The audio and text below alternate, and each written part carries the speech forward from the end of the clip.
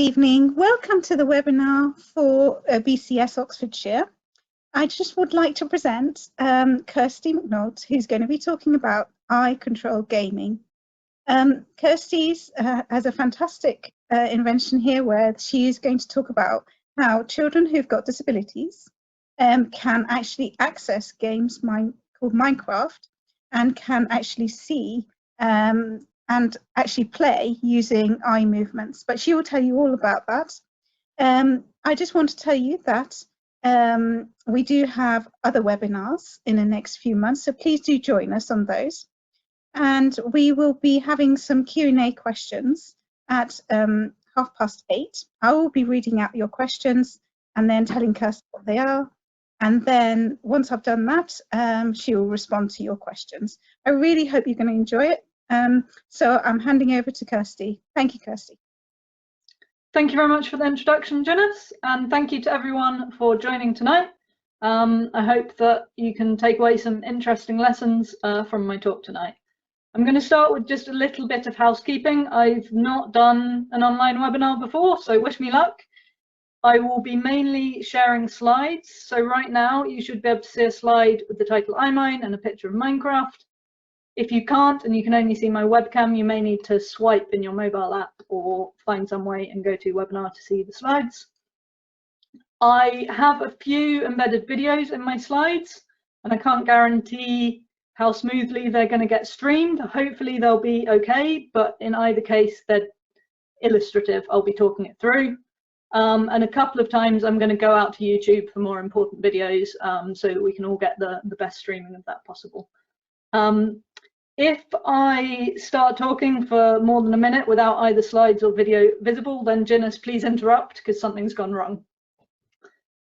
Okay, introductions. My name is Kirsty. I started my career as an engineer studying here in Oxford at Lady Margaret Hall. I did a bit of work in engineering consultancy before moving into the startup scene. So working on things like computer vision, robotics, 3D mapping, lots of really interesting technical problems, but ultimately I was never that passionate about the applications that I was solving. And I wanted to find a way to use my tech skills to make a difference on an individual level to help improve people's lives.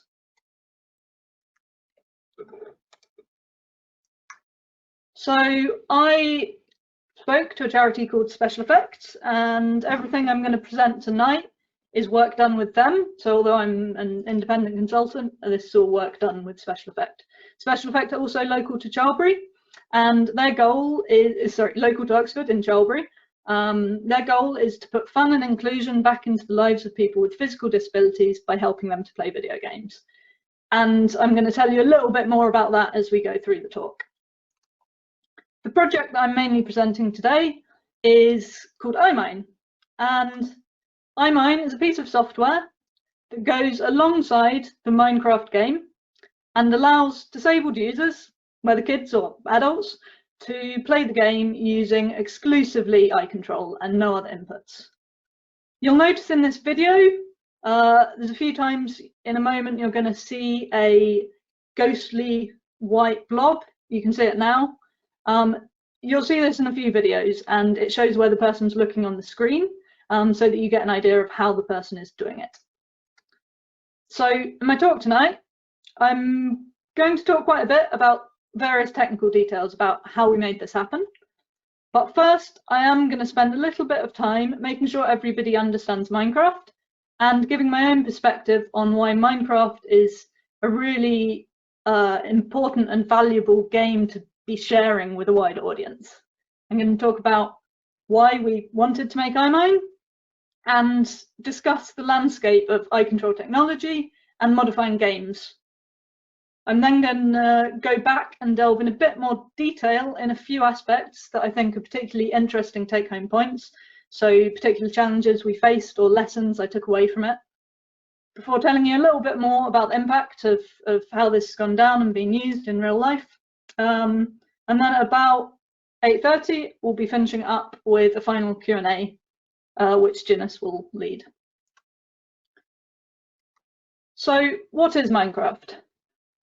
Minecraft is what's called a 3D sandbox game. This means you control a character, you're in a 3D world made of blocks, and it's very open-ended. It's been around for a long time, and it's actually a massive cultural phenomenon with millions of people playing all the time. So you are a character that is spawned in a blocky world. This world is randomly generated, so there's lots of different environments you might have, and it's all unique to you. And in this world, you can do anything.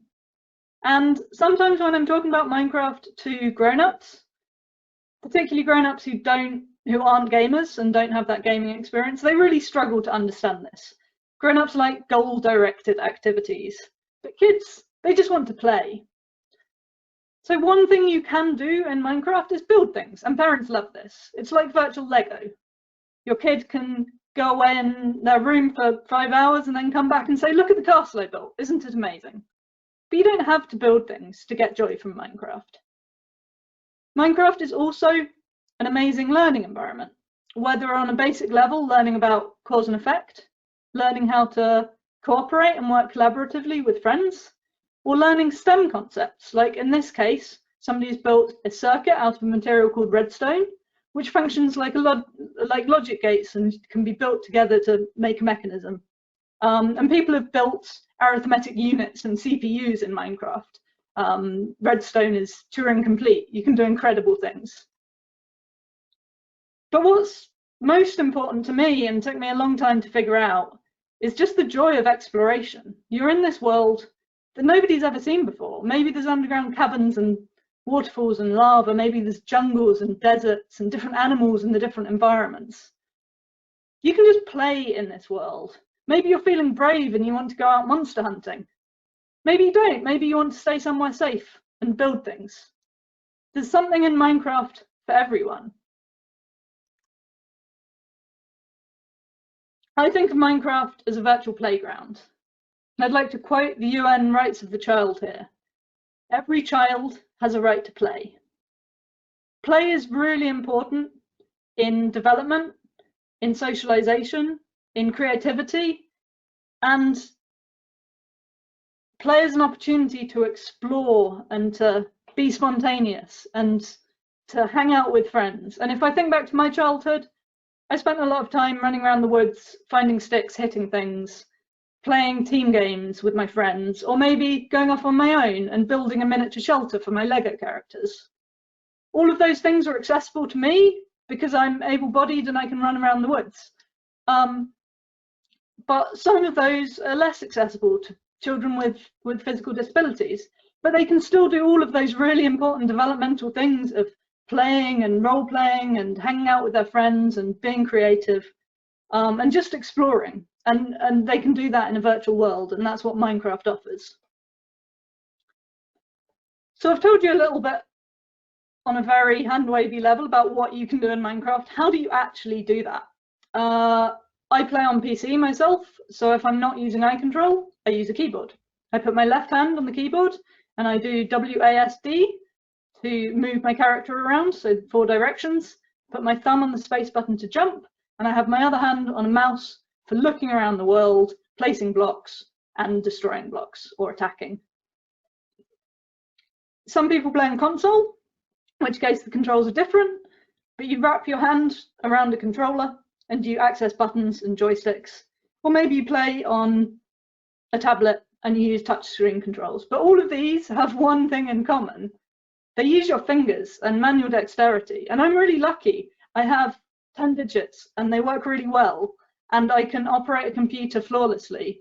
I can operate a PlayStation controller not quite as well because I'm not so experienced, but these fingers give me access to the whole world. And not everyone can do that.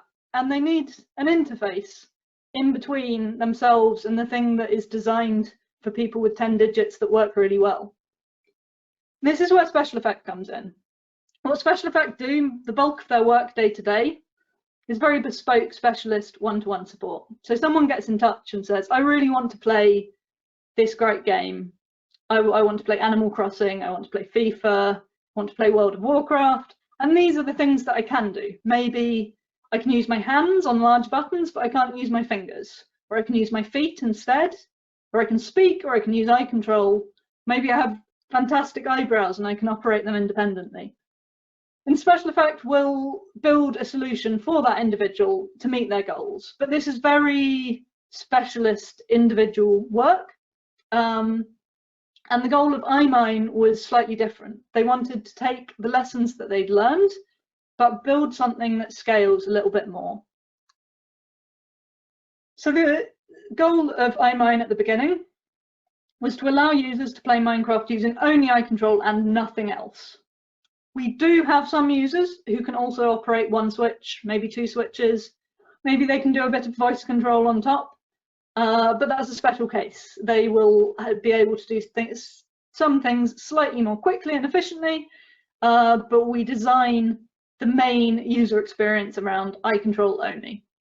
We wanted to make sure we supported a wide range of eye tracking hardware, to make sure it was accessible to as many eye tracker users as possible, and to support a wide range of users. So not just people who already knew what Minecraft was and really wanted to play and were really committed to trying hard, not just expert users who are really good at using eye gaze, but we wanted to introduce people at a really introductory level as well.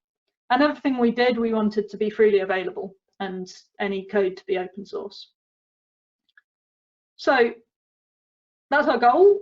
How do we get there? The first thing you need to do if you want something to be accessible with eye control is figure out where a user is looking. In this case, what the question really is where is the user looking on a screen? So some eye trackers are designed around where you're looking in the 3D world, and you might have something that you wear on your head that helps track your eyes from up close.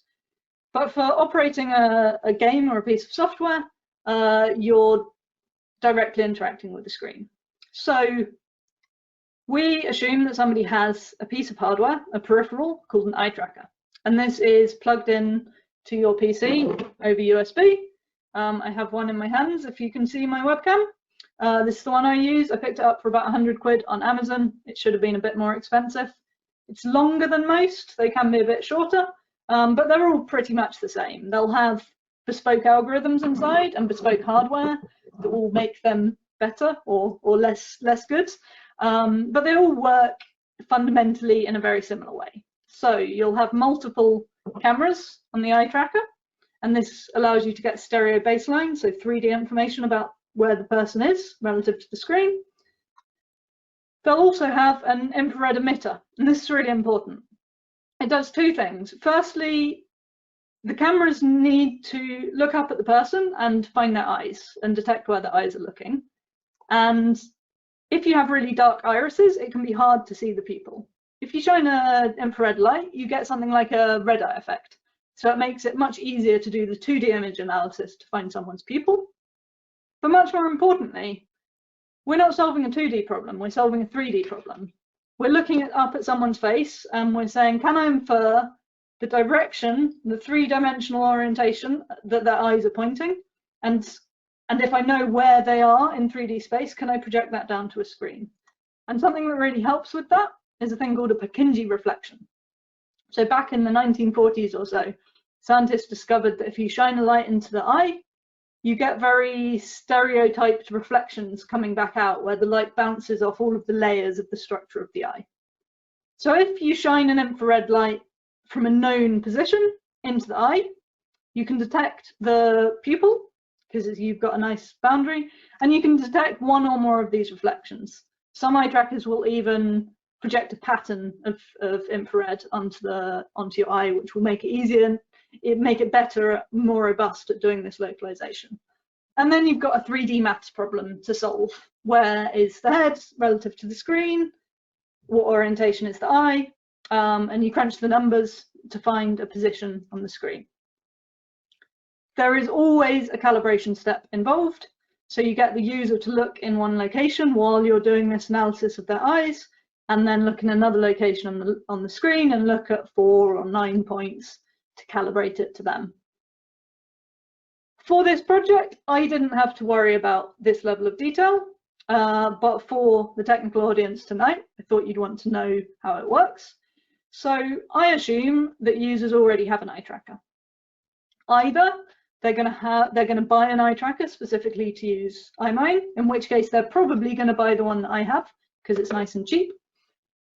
But also a lot of our users are already going to use an eye tracker, because a lot of people who are disabled use eye tracking to use a computer or to operate a communication device. So you can see in the top right, picture of somebody looking at a screen to select symbols to speak. So this is kind of like an eye gaze version of Lost Voice Guy or Stephen Hawking. So a user has an eye tracker, and I, as a software developer, will have access to an API. So I'll be able to call a method that will return the XY coordinates of where someone's looking. So I'm just going to get a stream of data saying where on the screen someone is looking right now. So I know where they're looking, but how do I figure out what their intent is? And this is where it's interesting. When you're using eye gaze to control an interface, your eyes are functioning both as a sensor, taking in the world, so viewing what's on your screen and jumping around when you see things, and also an actuator. They're there to make things happen with your eye movements. And there's a thing that's tricky in eye gaze interfaces, and it's got a name. It's called the Midas touch. So Midas being the Greek god where everything he touches turns to gold. If you're not careful, if you're building an eye gaze interface, you can find that something pops up on the screen, someone's eyes are attracted to it because there's something new, and then by looking at it, that's interpreted as intention, and maybe it gets clicked on, and you're scared to look around because you don't know what's going to happen. So it's really, you have to be really careful to separate out how you are interpreting someone's looking around the world. There are a couple of different situations here. So sometimes you can do a direct mapping from the 2D gaze position and use this in some way, interpret it in some way. So in a 3D environment, it's really natural to take a 2D position and use it to rotate the camera. So this is very similar to if you're using your mouse to look around the 3D world. And this can either feel naturally like you just look and the view updates, or depending on how you tune the sensitivity, it can feel like you're steering the camera around the world. And sometimes that's better if you want more precision. And in some environments, some interfaces, you might not need to look around in 3D. Maybe you're scrolling up and down in a web browser, in which case you can just use the y-axis to interpret as a scroll. But you can only do one type of interpretation of 2D gaze position at a time. Sometimes you just need to click a button. You need some digital control. The typical way of doing this is a thing called dwelling. So you look for a fixed amount of time on a button. So if you want to type an interface, you click each letter one by one for about a second is the default, and then people who are experienced can speed it up over time. Obviously with words, you can do a bit better than this, and you can do predictive text and swiping and things like that. But the general concept of dwelling on a thing is something that is very standard in eye gaze interfaces. People often ask, can you blink? Look at something and then blink to click. You can with some eye trackers, and some people like that. I find it really weird because your eyes are closed just at the point that you want something to happen. And a lot of eye trackers don't give you that information in an API. So in general, I just use dwell throughout. If you want to control a mouse, you're just doing a direct mapping of the 2D information. So in order to click on something on your computer, you'd have to tell your eye gaze software, I would like to perform a left click, and then it will give you a cursor, and you control the cursor with your eyes, and then you dwell in one location and it clicks. At the start of the project, I started working with different APIs for different eye trackers and building an interface that allowed dwell clicking and mouse control. And then, fortunately, before I'd got very far down that path, somebody released a fantastic open source project that did everything I was planning to do, but much better. And this is called OptiKey. And it was released by a guy called Julius Sweetland. His aunt suffered from motor neuron disease, which is a degenerative condition, and she was struggling to use a computer, and he helped her to use eye gaze to keep using the internet and sending emails. And after she passed away, he kept working on it and released it as a beautiful, polished software product at the end. So we're able to piggyback on all of his efforts because we've already got something that interfaces with lots of different eye trackers and gives us access to dwell clicking on buttons in the user interface and various mouse control. But what we really want is game inputs. So we want people to be able to send game controls to Minecraft. So we can build a keyboard based on the OptiKey project. So this is a fork on GitHub that allows us to click and send keyboard and mouse events up to the game. It would be great if we could stop here, because that would make it really easy for us to extend this to any other game. Unfortunately, it's not that easy, because when games are designed, they're designed around certain control inputs, and you take it for granted that people can do lots of things at the same time, and certain things are just really hard to do sequentially with sending keyboard and mouse events one at a time. You want to spend most of your time in Minecraft, not looking at the keyboard below and selecting actions. So in order to make Minecraft really work, we have to modify it. So this isn't vanilla Minecraft, this is a modded version of Minecraft. And I'll tell you a little bit more about that now. So Minecraft was originally written in Java. A few years ago, it was bought by Microsoft, and they now have continued developing the Java version and also have, in parallel, a C++ cross-platform version. The Java version is great because it can be hacked. Originally, when Minecraft came out, people looked at the executable, the jar file that comes out, and they wanted to modify it. Java can be decompiled. So you can take this executable and you can shove it in a Java decompiler and you get Java code. It's horribly obfuscated, but it is Java code. So you can insert things and you can recompile it and you can modify the whole thing however you like. And there were enough people at the beginning who wanted to make changes to Minecraft that this kind of took off as a big part of Minecraft. So Minecraft Java Edition has over the years and continues to be decompiled and deobfuscated by the community. So it's not an official thing. These days it's very much condoned and supported. But there are a few libraries available that do all of this work for you and allow you to just write a small Java class that speaks to a modding API layer that gives you access to various parts of the game. We use one called Minecraft Forge. There are a few others available. And this gives you access to game events, so you can do things on key presses, you can do things the first time a player is spawned, or various other events in the game. You can hook into rendering loops, so you can draw anything you like on the screen. And you can customize classes, so you can pretty much do anything, any changes you like, if you're committed enough. So most of the time, this is just a fully fledged API, and it's really nice to work with. You have a player entity type. You can query whether it's asleep, whether it's a spectator or swimming, and you can call a method on it to make it jump. So you can programmatically maybe make it jump and then look down and then place a block underneath it. That's one of the mods that we do. Occasionally, if you veer too far off the beaten track, you find yourself guessing a little bit, but that's still fun. So what did we do with our Minecraft mods? EyeMine comprises about 20 to 25 individual mods that do lots of small things that come together to reduce friction and adapt the game for eye gaze controls.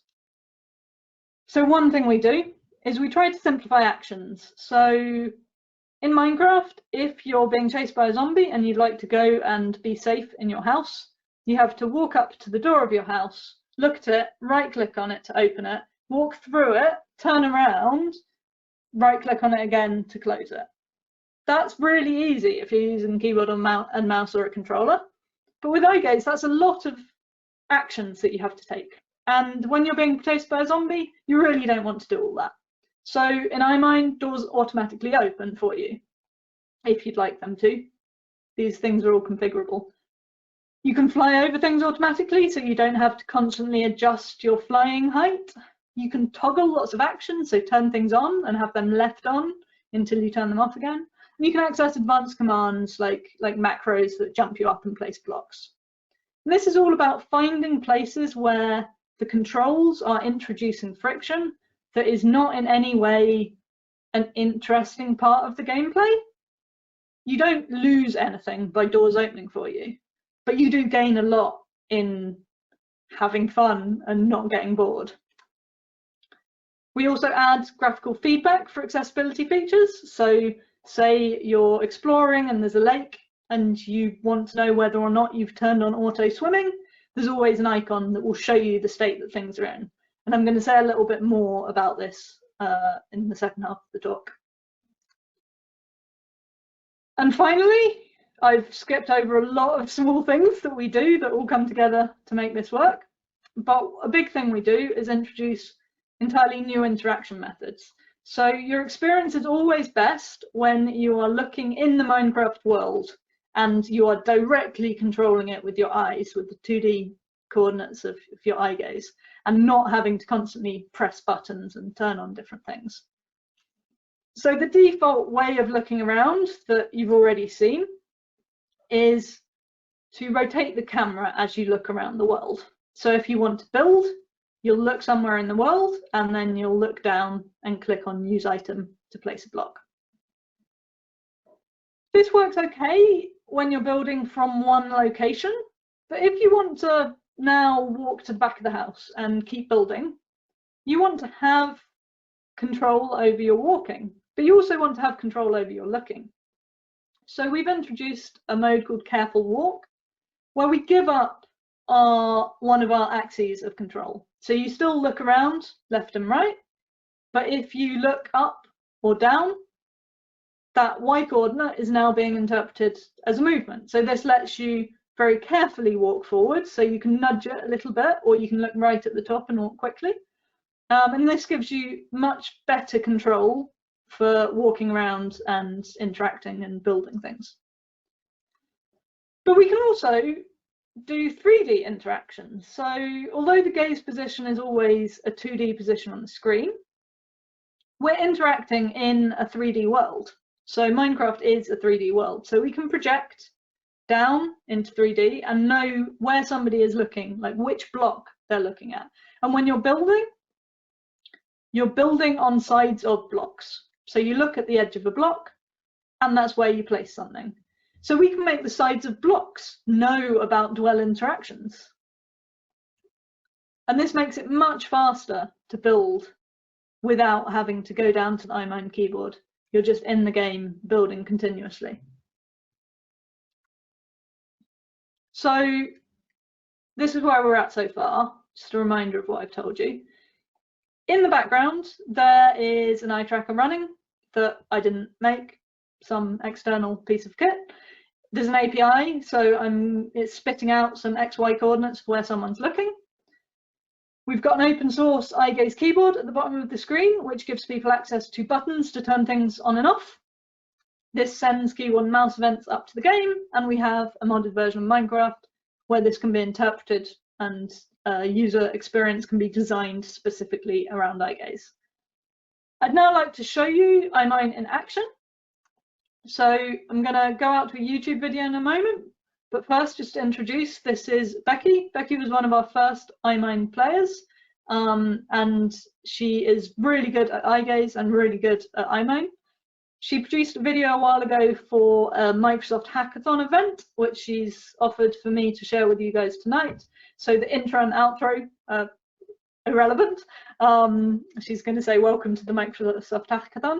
If you'd like to find out more about her, you can follow her on YouTube, iGazeGame, or at Becky Lou Tyler on Twitter. Welcome back. Hopefully that all went well. If not, can someone on the BCS committee yell at me? So in that video, hopefully you'll have had a glimpse into what Becky gets from Minecraft. So you'll have seen she plays in a theatre with her friends. So she gets to act out on stage in a world in which she's not disabled. She gets to be creative. Becky loves art. She does a lot of painting with eye gaze as well. She gets to build things. She gets to learn. She watches YouTube videos learning about redstone and how to build circuit mechanisms. She wants to be a game developer, and that's a fantastic introduction to logic and programming.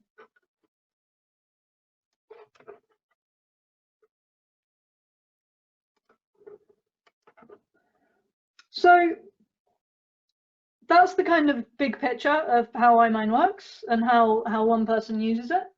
I'd like to revisit a few aspects of challenges and lessons along the way. This is an interesting one. I only recently learned the correct vocabulary to talk about this, but handling program state is a tricky UX problem sometimes. I started out as a software developer, but I was always the person in a startup who cared about the usability of the app that we were building. There's no point having a fantastic, amazing algorithm or fantastic new technology if it's not intuitive for people to use. And among many other things that I picked up along the way, I learned a really important UX tip that stood me in good stead throughout my career, which is to avoid unnecessary program state. So what I mean is an app or piece of software should act predictably, and the user shouldn't have to be required to remember what state it's been left in. And the correct word for this is modes. So Larry Tesler is an important human-computer interaction pioneer from the days of Xerox PARC and Apple, and he defined modes as a state of the user interface that lasts for a period of time, is not associated with any particular object, and has no role other than to place an interpretation on operator input. So picture caps lock. I turn on caps lock on my computer, and now the way that all of my other keys are interpreted has changed. If I'm trying to enter a password and I don't realize that caps lock is on, I'm going to fail at my task. If I'm trying to communicate with friends on Slack, I'm going to accidentally shout at people. Another example is the text editor Vim. So for those of you with a programming background, when you enter Vim, if you've ever seen someone try it out for the first time, people try to type letters and they expect that the letters they type will be inserted into the text.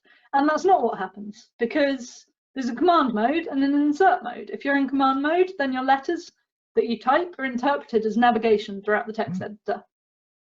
And when you're in the insert mode, it inserts text. And that's really not intuitive for new users. There's another term called quasi-modes, which was termed by Jeff Raskin, also from Apple. So he started the Macintosh project, so a real pioneer of human-computer interaction. And he talked about temporary modes. So instead of caps lock, you can use shift. So you hold down something while you type. And if you are operating, say, a game controller, and you're holding down one thing while operating the joystick with your thumb and maybe then pressing a button on top, you have really tangible, immediate feedback about the things that you're holding down because you can feel it. You know what your hands are doing. But in accessibility, a really important tip is don't require multiple simultaneous actions. Particularly the kind of accessibility that I've worked in most is making things accessible to people with motor disabilities. So it can be really hard to hold down multiple things at the same time, or to press something for exactly the right amount of time or double tap. These things are all things that you should try and avoid requiring, have alternatives. So quite often you might enable somebody to queue up actions sequentially rather than touching things at the same time. So in the caps lock example, you turn on caps lock and then you type. You don't need to be holding down shift while you're doing things. And these two tips, they conflict. Do you have state, or do you allow people to have state so that they can queue things up? And this was really clear in Minecraft quite quickly once we started introducing eye control. We have various things that can be toggled.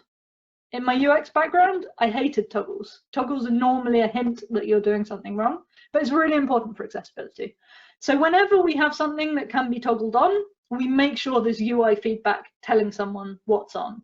So in this case, the person is automatically walking, they'll automatically step over blocks, and if they go in water, they'll automatically swim. And these icons match the button that they'd have to click to turn them off again. For more invasive states, things that change the interpretation of the 2D eye gaze information, we go even further and make sure there's an overlay that's front and center and makes it really clear what state you're in. So that was very much a UX issue. Completely different issue we faced was much more on the software development and engineering side. External dependencies can really come back to bite you. So one of the main goals at the beginning was to have native support for as many eye trackers as possible. We wanted anyone with any eye tracker to be able to use this. And thanks to OptiKey, we naturally had support for a wide range of eye trackers, including Tobii gaming eye trackers, consumer eye trackers from a company called iTribe. So both of those are kind of £100 to £200 level. And assistive eye trackers from Tobii Dynavox and MyGaze and a couple of other eye trackers. And before we launched, we thought some people are going to have an eye tracker that we don't support. Whatever we do, there'll be someone with something else. How can we give them at least part of the EyeMine experience? So we decided to make sure that you were able to use mouse cursor as a proxy. So what that means is if you have something else, some other piece of software that can turn eye gaze into mouse positions, i.e. you have the mouse just follow your gaze around the screen, then EyeMine can take that as an input. So it's like a layer that converts it into something EyeMine knows about. Something that's really important for this is to make sure that the cursor can be invisible, because when a cursor follows your eyes, it can jump about a lot. Your eyes don't just move in big saccades across the screen, they also move in tiny micro saccades while you're looking at something. And that can be really distracting, particularly to a less confident user. So we launched it thinking that we had about 80% of people covered with native support, and then a few people would be using the backup option. And then iTribe got bought by Facebook and stopped selling their eye trackers completely. MyGaze got bought by Apple, or the company SMI that makes them, which meant although there were lots of users who already had the eye trackers, they stopped allowing you to download the server app that you needed to run to work with the API with third-party applications. So that was out. And then one day, Tobii Dynavox's server application just updated and stopped supporting, stopped their backward compatibility of some old assistive eye trackers. And it's even more complicated than that. Supports some, but not others, and users are never going to figure that out. So in the end, we end up with most of our users using what was originally the backup option. And these days, this is the option I go to first as the first primary option for any kind of eye tracking interface. And you can get the UX just as good if you design carefully around that from the beginning. And you're a lot safer from other people pulling the rug out from under you.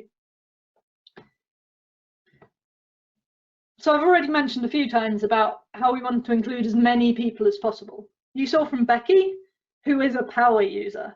So she would have played Minecraft with any, like you could have given her anything and she'd have made the best of it and done really well.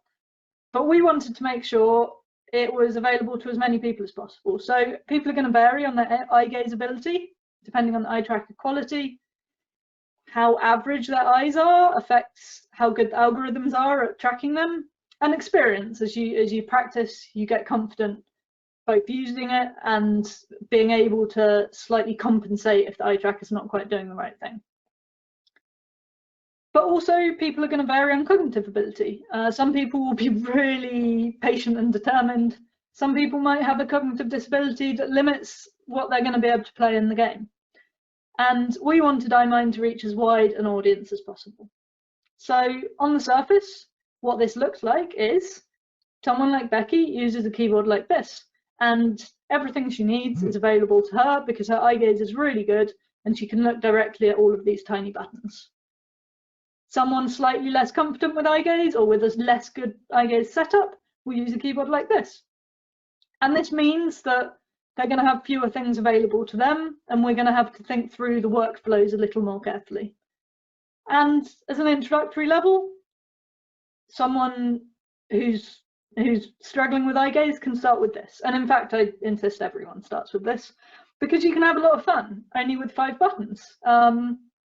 It looks like I just stripped out buttons here, but this was the hardest bit of the project because not only did we have to figure out what the core game experience is, but also make that available with 5 actions and nothing else around it. So what is Minecraft's minimum offering? I started off as a confused and boring adult who didn't really get Minecraft. I got that it could be virtual Lego, but I didn't really understand the rest of it. The most important thing I've seen is enabling people to explore independently. Even if somebody only comes into EyeMine and walks around, punches things, mines into a cave, looks for cool stuff, that's a whole world you've opened out into them. Maybe they like flying around, maybe they like digging. One of my favourite moments in this process was a kid who discovered that if he killed animals, his mum would be distraught. And so he spent the next 2 hours just flying around Minecraft, finding as many animals as possible to kill. How do we distill these kind of core game experience things into as few controls as possible? We did a lot of hallway testing, and we took this out to expos, where you get a stream of people coming in, trying a thing for 2 minutes, and seeing how they get on. And this really helped us to refine that onboarding first experience. A few of the things we added from learning this is tools are context aware. So in Minecraft, you have a hotbar, you have 9 things available to you at a time. And if you see a pig and you want to kill it, you don't want to have to select the right thing from your hotbar before you can go off and have your fun. So if you turn on attacking, you get a sword. If you turn on mining, you get a pickaxe. Your hotbar is also pre-populated when you start a world for the first time. So normally with Minecraft, you'd start a world and the first thing you'd have to do if you wanted to build something is click through lots of complicated user interfaces or fiddly user interfaces with lots of small items in order to load things into your hotbar. With EyeMine, you get a few materials to get going. So we reduce the friction for having a go.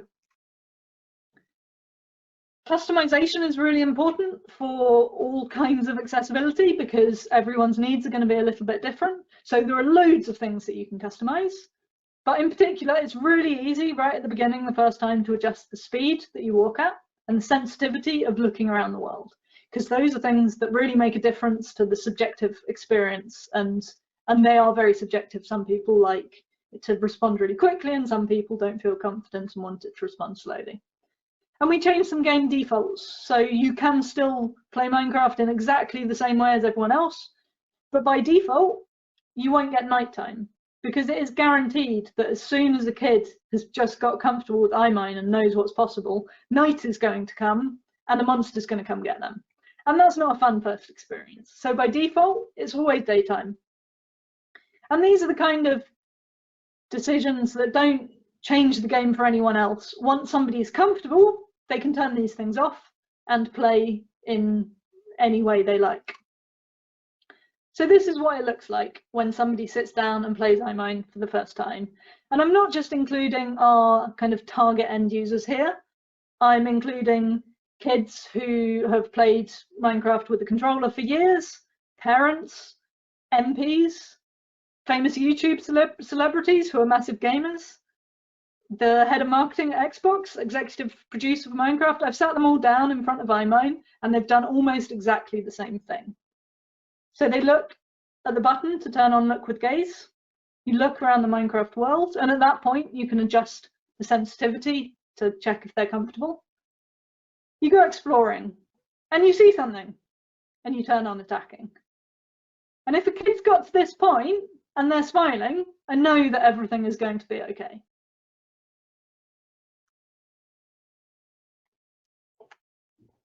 So I've talked about designing for expert users and designing for complete beginners, and making sure the user experience for complete beginners is as friction-free as possible and as fun as possible.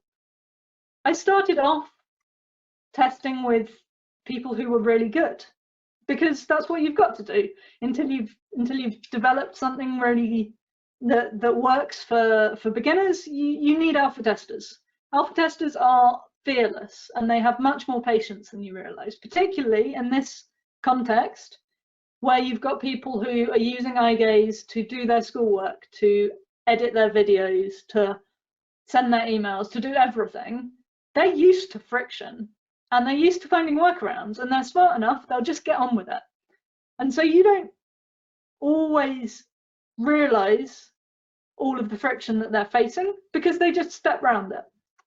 But that's not okay for the complete beginner. So I wish I'd tested on more cautious users earlier, because when you go through the user story for somebody who's not confident, somebody whose eye gaze isn't very good, and you say, how can we streamline this and make it great? You work under much tighter constraints, and you have to come up with creative solutions. And those solutions, they feed back in, and they reap benefits for everyone.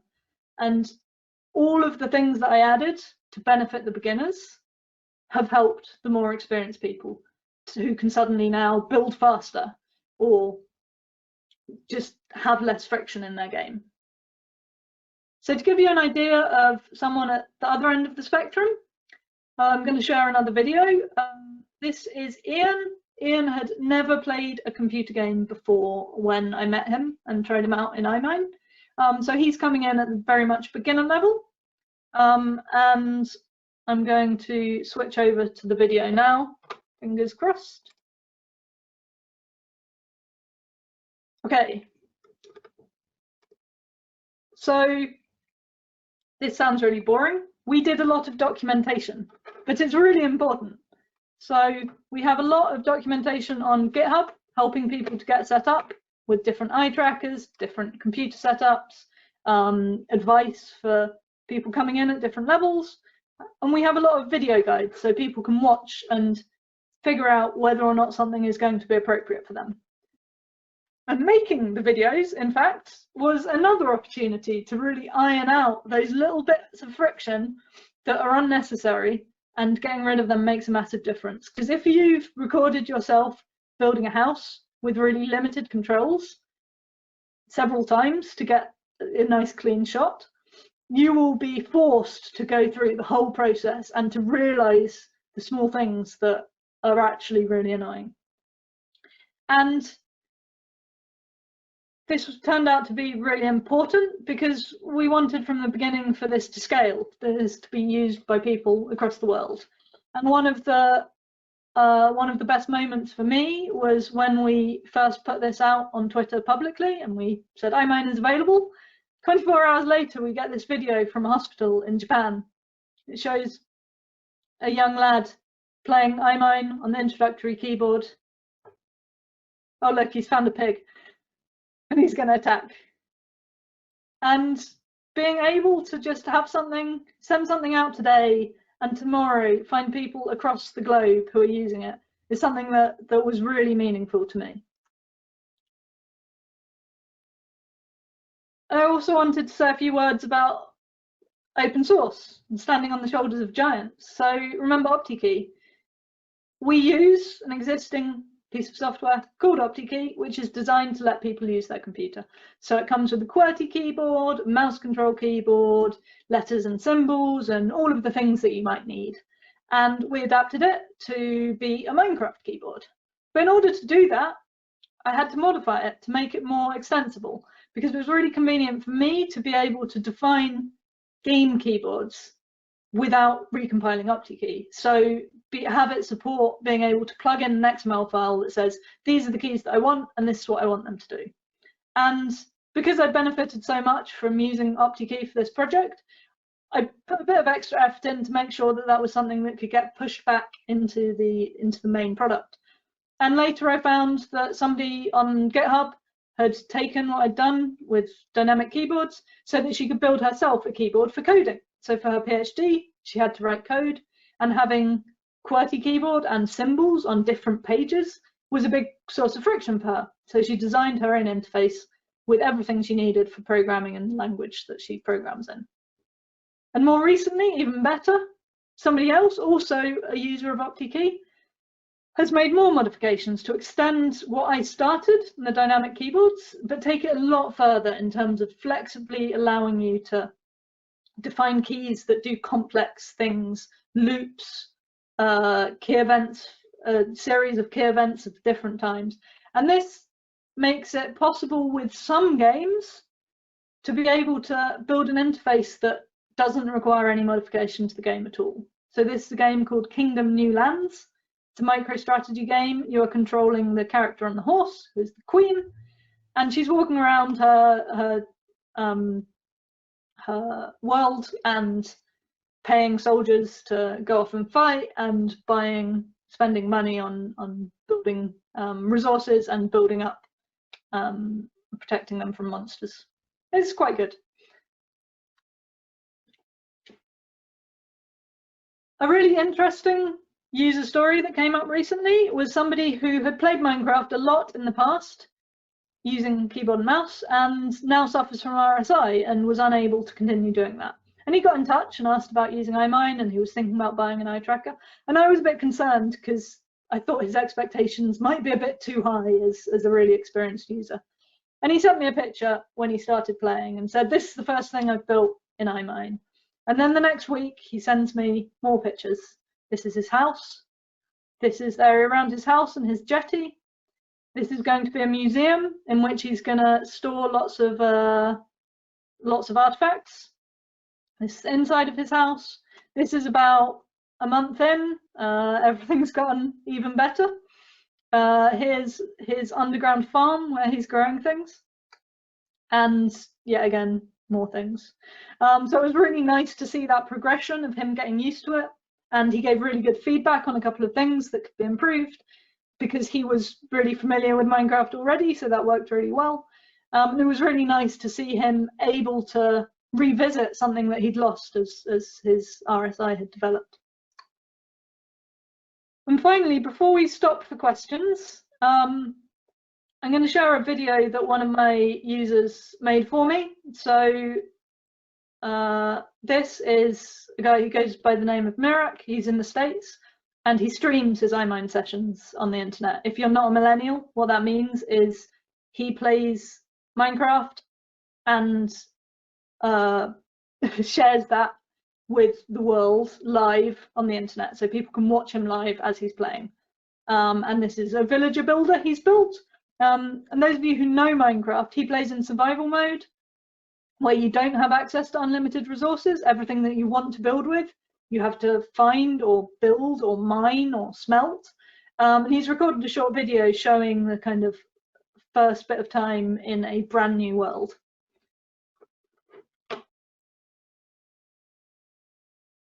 Okay, so you can find him on twitch.tv/meerak.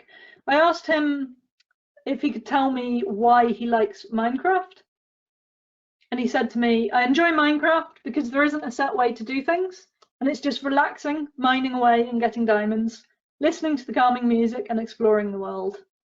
I got into the game by randomly watching a video online and haven't turned back since.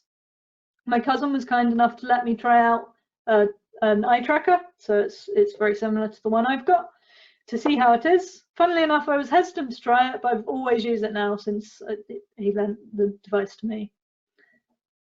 And he does all playing of EyeMine, all the editing and recording and uploading of these videos, anything on the computer using eye gaze.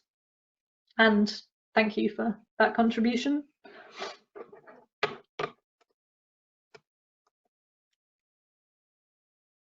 So I'd like to stop for now for questions. So thank you so much for joining, and I'll hand over to Janice to facilitate questions.